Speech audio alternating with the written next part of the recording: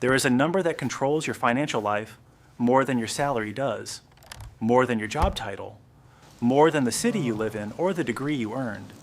It determines whether you can buy a house.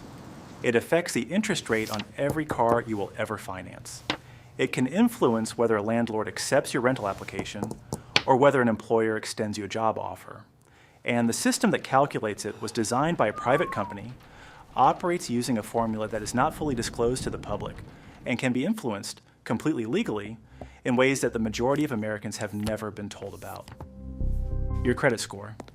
And what I'm about to walk you through is information that the credit industry has a direct financial interest in keeping as confusing and opaque as possible. The average American pays approximately $200,000 more in interest over the course of their lifetime than someone with excellent credit.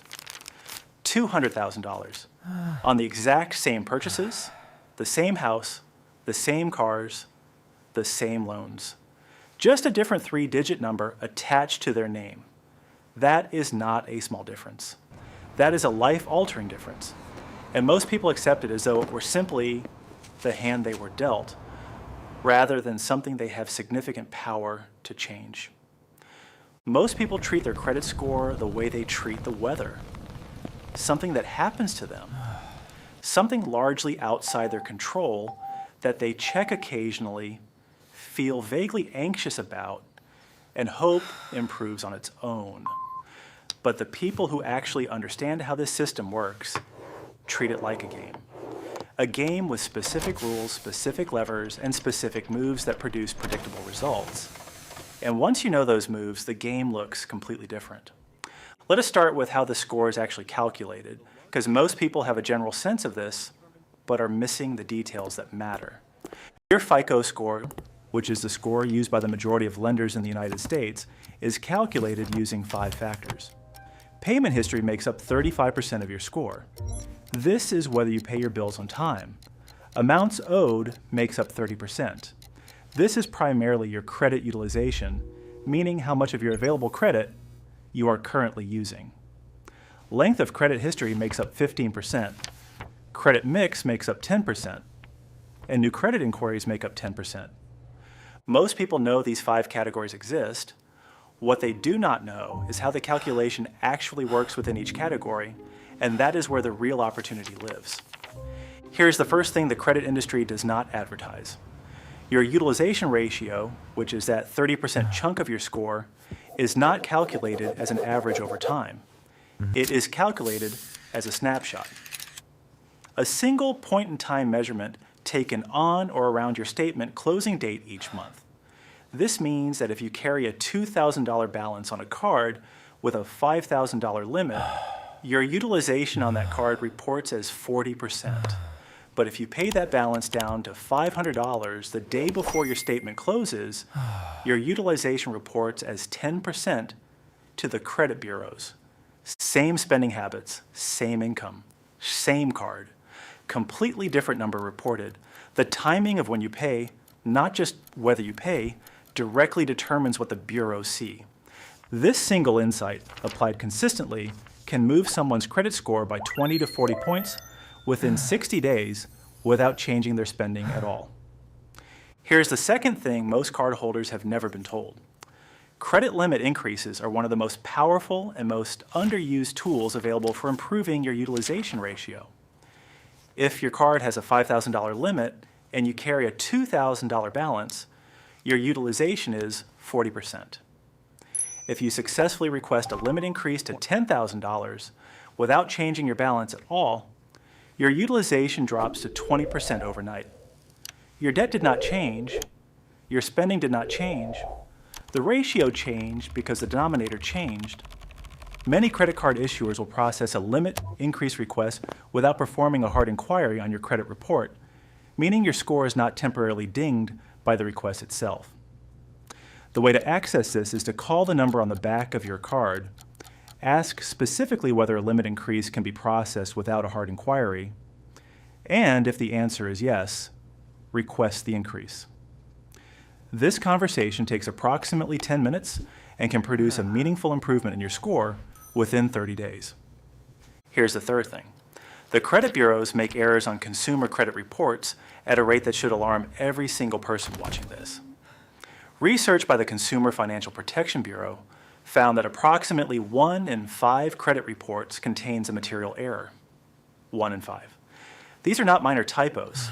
These are accounts that do not belong to you, late payments that were paid on time, debts that were settled but still show as outstanding, and accounts with incorrect balances. And these errors are almost never in your favor. You have a legal right under the Fair Credit Reporting Act to dispute every inaccuracy on your report, and the bureaus are legally required to investigate and respond within 30 days. The website to access your full reports from all 3 bureaus at no cost is annualcreditreport.com. Not a score. The full report. Every account, every inquiry. Every piece of data being used to calculate your number. If you have never pulled this report and read it carefully, there is a 1 in 5 chance you are being penalized for something that is not even accurate. Now here is where the story gets more complicated and where the industry's incentives become impossible to ignore. The credit scoring system in America is not a single unified system. It is a fragmented, confusing landscape of competing models that serves the industry far more than it serves consumers. FICO alone has over 50 different versions of its score currently in use across different industries. The score you see when you log into Credit Karma is typically a Vantage score, which is calculated using a different methodology than FICO. The score your mortgage lender pulls may be FICO Model 2, 4, or 5, which are older versions that weight certain factors differently than the newer models. The score your auto lender pulls may be an industry-specific FICO auto score that you have never seen and cannot directly monitor. This fragmentation is not accidental. When consumers cannot track a single consistent number, they cannot manage it effectively. They remain confused, anxious, and dependent on lenders to tell them where they stand. And lenders make significantly more money from borrowers who carry lower scores, because lower scores mean higher interest rates, which means more revenue over the life of a loan. Consider this. A borrower with a credit score of 620 taking out a 30-year mortgage on a $300,000 home will pay a materially higher interest rate than a borrower with a 760 score on the exact same loan. The difference in monthly payment between those two scenarios can easily be $200 or more. Over 30 years, that difference compounds to somewhere between $60,000 and $80,000 in additional interest paid. The lender collects that difference. The borrower pays it. And the complexity of the scoring system makes it difficult for most borrowers to even understand why the gap exists, let alone how to close it. So here's the 5-step system laid out in plain terms. Step 1, pull your full credit reports from all 3 bureaus at annualcreditreport.com. Read every line. Look for accounts you do not recognize, late payments you do not believe are accurate, and balances that do not match your records. Dispute anything that is incorrect in writing, which creates a paper trail and triggers the legal 30-day response requirement. Step 2, begin paying your credit cards before your statement closing date rather than before your due date. The due date is when you void a late fee. The statement closing date is when your balance is reported to the bureaus. Paying before the closing date rather than after it is the single highest leverage timing change available to any cardholder. Step 3, call your card issuers and request credit limit increases on any card you have held for at least 12 months with a clean payment history. Ask specifically whether the increase can be processed without a hard inquiry. If yes, request the maximum increase they will offer. Step 4, do not close old accounts, even if you are not using them. The length of your credit history accounts for 15% of your score. A card you have held for 10 years with a 0 balance is actively helping your score every single month by contributing to your average account age. Closing it removes that contribution permanently. Step 5, space out any new credit applications by at least 6 months. Every hard inquiry temporarily reduces your score by approximately 5 to 10 points. Multiple inquiries within a short window signal financial stress to the scoring models and can compound into a meaningful score reduction at exactly the moment you need a good score most. A person who implements these 5 practices consistently and patiently will typically see their score improve by 50 to 100 points within 6 months. Not because the system became more fair.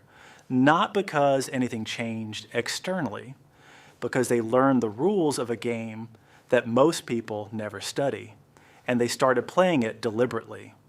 The credit scoring system was not designed with your interests as the primary consideration. It was designed to serve lenders, and it does that job extremely well.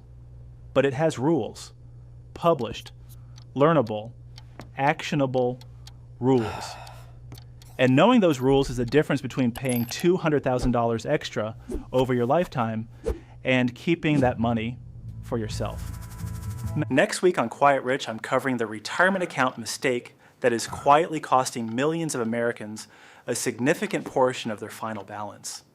It's something almost every financial advisor knows about, but rarely volunteers. Subscribe so you do not miss it. New videos every Tuesday and Friday.